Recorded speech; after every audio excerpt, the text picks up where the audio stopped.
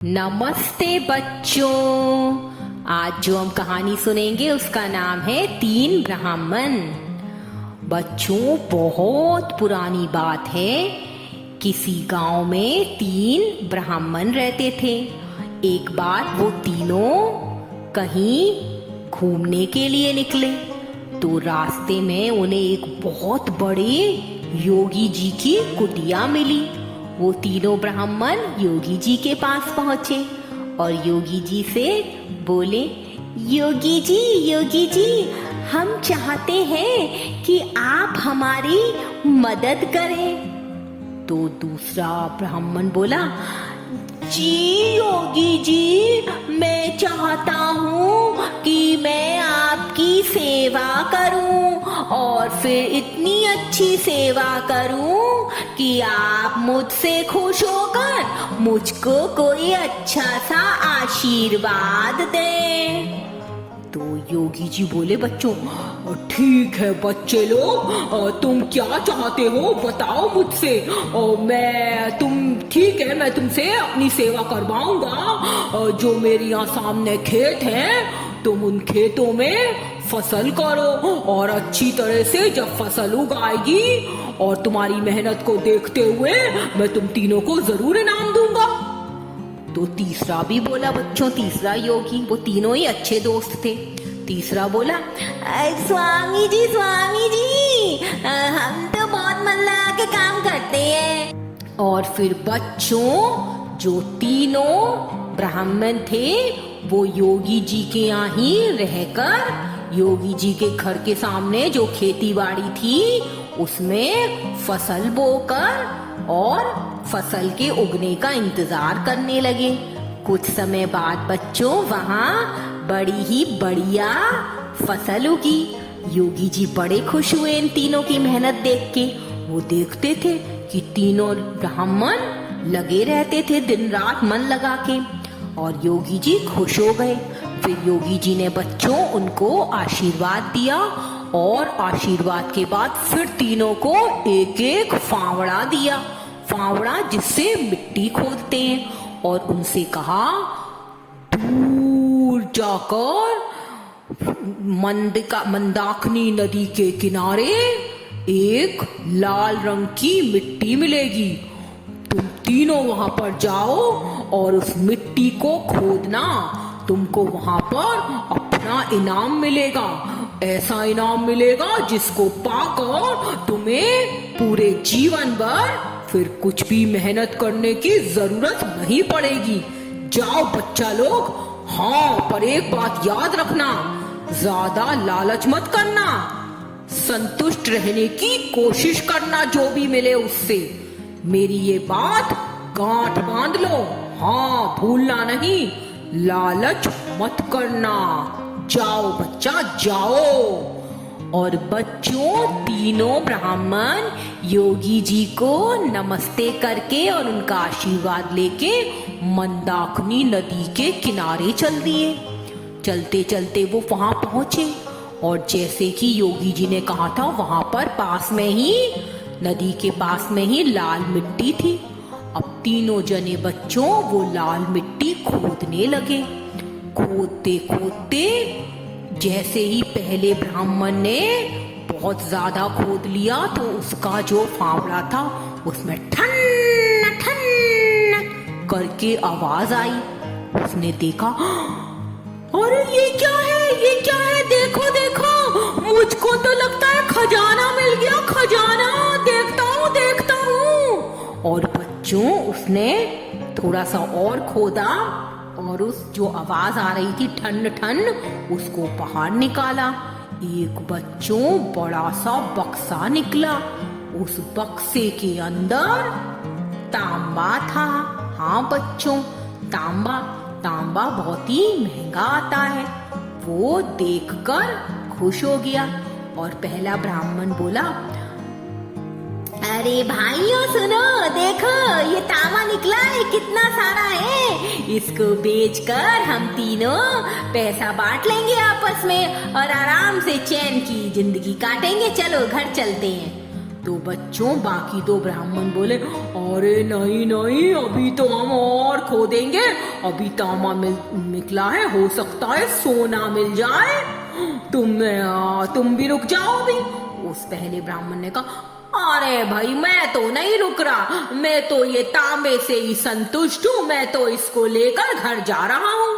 और बच्चों वो पहला ब्राह्मण तांबे वाला बक्सा लेकर अपने घर चला गया। अब जो बाकी दो बचे थे उन्होंने अपनी खुदाई फिर चालू करी। थोड़े समय बाद बच्चों फिर से आवाज आई, टन टन, और अब की बार क्या निकला, फिर से एक बड़ा सा बक्सा। उसको देखकर उस ब्राह्मण ने कहा, अरे वाह, ये तो चांदी है, इसमें चांदी। और बच्चों उसमें चांदी निकली। अब चांदी देखकर वो बड़ा खुश हुआ। उसने अपने दोस्त से कहा कि चलो भाई, चांदी निकली है, अब तो बड़ा मजा आएगा, जीवन भर आराम करेंगे, चलो चलो। पर उसका दोस्त जो था वो बोला, नहीं भाई नहीं, मैं तो नहीं जा रहा हूँ, मुझे नहीं जाना है, मुझे तो अभी सोना चाहिए, सोना निकलेगा तब मजे आएंगे। हाँ तुम्हें जाना है तो तुम जाओ भाई, मुझे तो नहीं जाना अभी। तो बच्चों वो जो दूसरा दोस्त था वो भी चांदी लेके चला गया, वो चांदी से ही संतुष्ट हो गया। अब ये जो एक ब्राह्मण बचा था ये फिर खोदने लगा सोने की तलाश में कि सोना निकलेगा। बच्चों खोदता रहा और फिर बहुत समय के बाद फिर से आवाज आई, ठन ठन। और अब की बार उसने खोला तो बच्चों क्या निकला पता है आपको?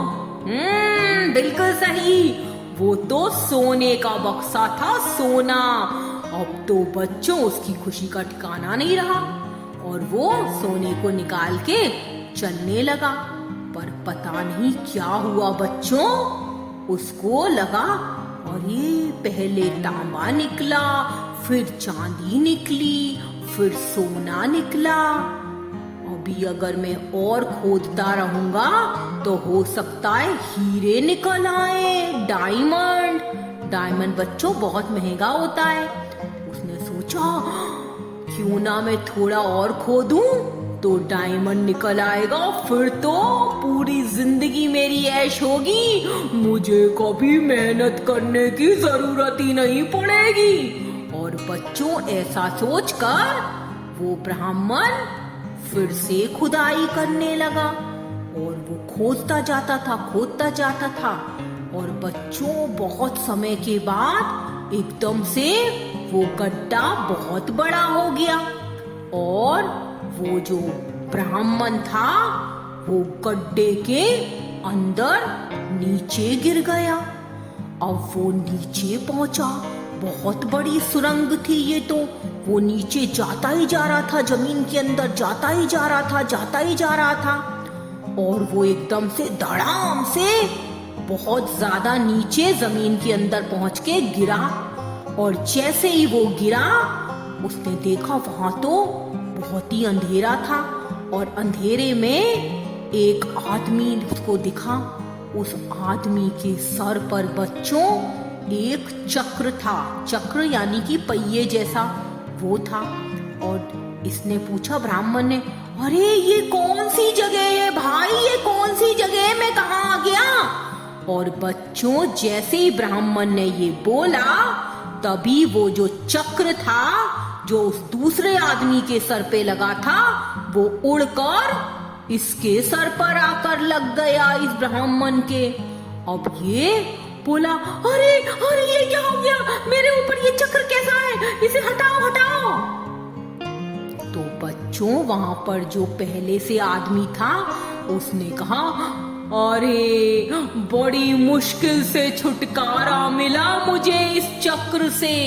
तो ये ब्राह्मण ने पूछा, अरे भाई ये तो बताओ ये कौन सी जगह है, तुम कौन हो, तुम यहाँ कहाँ से आए और मैं कहाँ पर पहुंच गया हूँ, कुछ तो बताओ। तो बच्चों वो आदमी हंसने लगा। अरे तुम भी मेरी तरह लगता है लालची, ओ लालची। ब्राह्मण बोला, ये क्या कह रहे हो तुम? मैं लालची कैसे हो सकता हूँ? नहीं नहीं, मैं लालची नहीं हूँ, मैं लालची नहीं हूँ। अरे जो लालच करता है भाई वो ही इस गड्ढे में आके फंसता है। मुझे नहीं मालूम मैं यहाँ कब से था। अब तुम इस वजन को सहो, इस चक्र के वजन को। यहाँ पर गिरने वाला हमेशा यहीं फंसा रहता है और उसकी उम्र भी नहीं बढ़ती और उसको पता भी नहीं चलता भाई कि वो यहाँ कब तक रहेगा। तो वो पूछने लगा, ऐसा कैसे कह रहे हो भैया? ये तुम क्या कह रहे हो? मैं कब तक यहाँ खड़ा रहूंगा? मैं ऐसे कब से रह सकूंगा? इस वजन को हटाओ मेरे ऊपर से। तो वो आदमी बोला, ये अब नहीं हटने वाला। अब तुम्हारा जैसा लालची जब कोई इस गड्ढे में गिरेगा तब ये हटेगा। मैं भी यहाँ सालों से खड़ा हूँ। हाँ, मेरे को भी पहले एक तांबे का बक्सा मिला था। मैंने सोचा सोना लूंगा, फिर मुझको चांदी का बक्सा मिला। मैंने सोचा इसको भी नहीं लेता हूँ, फिर मुझको सोने का बक्सा मिला।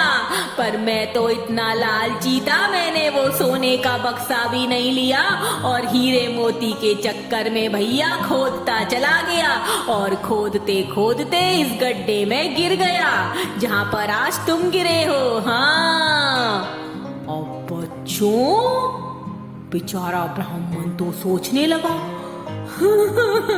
मेरे दोस्त चले गए। उन लोगों ने मुझसे कहा था कि लालच मत कर, चल हमारे साथ। मैं नहीं गया, मैं ये कहाँ फंस गया। और बच्चों वो जो आदमी था वो वहां से, जिस गड्ढे से वो वापस आया था उसी से वो ऊपर चला गया बाहर निकलकर, क्योंकि उसके सर पर से वो चक्र हट गया था और वो चक्र अब ब्राह्मण के सर पे लग गया था। और बच्चों वो ब्राह्मण हमेशा के लिए उसी गड्ढे में फंस गया। जब ये आदमी उस गड्ढे से बाहर आया तो वहां पर चलते चलते उसको दूसरा वाला ब्राह्मण मिला जो चांदी लेकर वापस जा रहा था। उसने पूछा, अरे मित्र ये बताओ, थोड़ी देर पहले मेरा एक दोस्त यहाँ पर खुदाई कर रहा था, अब दिख नहीं रहा है, तुमने देखा है क्या उसको? तो बच्चों इस आदमी ने बताया, हाँ भाई वो तो लालच के चक्कर में उस गड्ढे में गिर गया है और उसके सर पर वो चक्र लग गया है जिसके वजन से वो कभी भी अब ऊपर नहीं आ सकता। तुम्हारा मित्र तो गया, अब उसका इंतजार मत करो, तुम भी जाओ। और बच्चों इस तरह से उस आदमी ने सारी कहानी उस दूसरे वाले ब्राह्मण को सुना दी। बेचारा दूसरा ब्राह्मण बड़ा दुखी हुआ। वो सोचने लगा, मैंने कितना कहा था उससे चलने के लिए, पर उसने सोना भी नहीं लिया, चांदी भी नहीं ली, तांबा भी नहीं लिया, कितना लालच किया। अगर आज वो मेरे साथ चलता तो कितना अच्छा होता। अब मैं कुछ कर भी नहीं सकता उसके लिए। और बच्चों ये सोचता हुआ वो भी चला गया और वो दूसरा आदमी भी, और अपने लालच में फंसकर ये तीसरा ब्राह्मण हमेशा के लिए उस गड्ढे में बंद हो गया। हाँ बच्चों, तो देखा आपने। और आज की कहानी से आपको क्या सीख मिलती है कि लालच करना बहुत ही बुरा होता है, आपको मुसीबत में डाल सकता है। जितना आपको मिल रहा है उसमें आप सेटिस्फाइड रहो, संतुष्ट रहो। अगर ये तीसरा ब्राह्मण भी सोने का बक्सा लेके चला जाता तो इसकी जिंदगी कितनी अच्छे से कटती, पर नहीं, इसको तो हीरा चाहिए था, मोती चाहिए थे, और इस चक्कर में हमेशा के लिए ये उस गड्ढे के अंदर फंस गया। हाँ बच्चों, ओके, ये कहानी अच्छी थी ना? Now good night, sweet dreams.